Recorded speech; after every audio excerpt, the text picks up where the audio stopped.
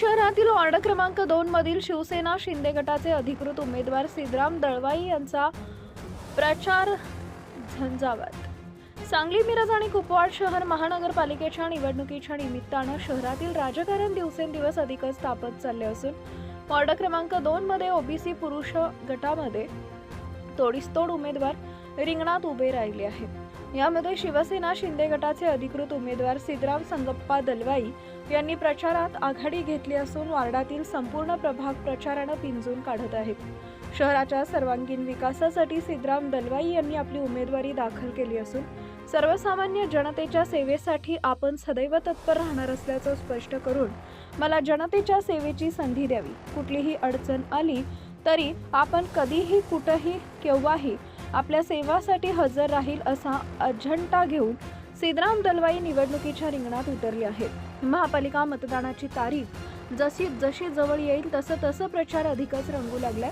शिवसेना एकनाथ शिंदे गटाचे अधिकृत उमेदवार सिद्धराम दलवाई यांनी वार्ड क्रमांक 2 मध्ये आपल्या प्रचाराचा वेग वाढवला असून त्यांनी प्रचारात कमालीची आघाडी घेतली आहे।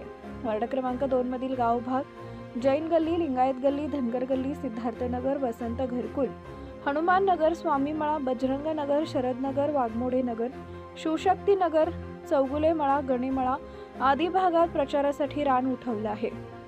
शिवसेनेच्या सिद्धराम दलवाई यांनी प्रचारात आघाडी घेतली असून मतदारांचा त्यांना उत्स्फूर्त पाठिंबा मिळत आहे।